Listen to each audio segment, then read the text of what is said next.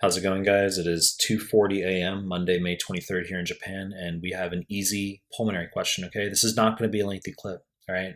Very simple here, and a nearly identical question shows up in one of the offline Step 1 nbme forms. So before we get started, please subscribe to my channel. I really appreciate it. Give the video a like. I really appreciate it. Find me on Instagram at mehlman_medical, mehlman_medical. Link is down below. Find me on Telegram. The links to the Telegram group and channel are down below. Now let's start the clip. 69-year-old dude. He has a 3-month history of worsening exercise tolerance following commencement of bleomycin therapy. Question just wants to know which of the following combinations of pulmonary function testing is most likely to be seen in this patient. So, as I said, not going to be a lengthy clip, okay? You need to know, hopping right out of the gates, that bleomycin is one of the high-yield drugs that can cause pulmonary fibrosis. If I had to conjecture / posit as to the highest yield drugs that can cause pulmonary fibrosis, I would say methotrexate number 1, bleomycin number 2, amiodarone number 3. Those 3 for USMLE you should know. Okay, there's others, busulfan, nitrofurantoin that can cause pulmonary fibrosis. I haven't seen them assessed, okay? So pulmonary fibrosis, it's restrictive lung disease. You should know that you see a reticular or reticulonodular pattern on chest x-ray. Colloquially, that's referred to as honeycombing.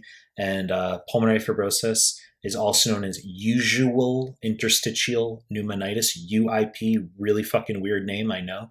But UIP, usual interstitial pneumonitis, is a term that shows up on the new nbme exams for step 1. So let's just go through the fucking question. How's that sound?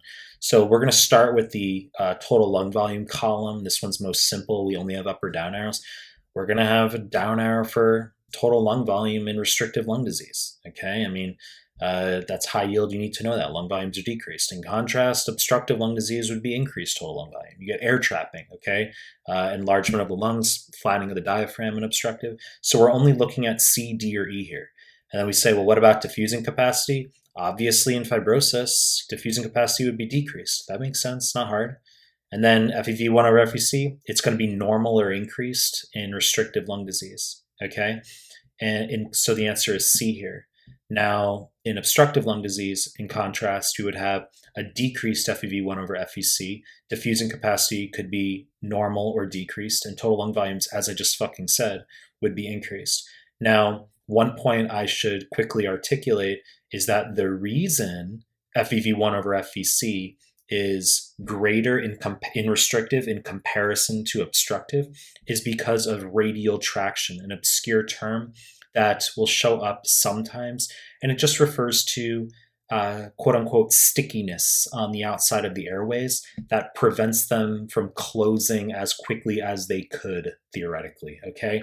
So radial traction, stickiness on the outside of the airways causes your FEV1 to not decrease as much in comparison to the FVC, okay? That's why you have the normal or increased FEV1 or FVC in restrictive, whereas it's decreased in obstructive.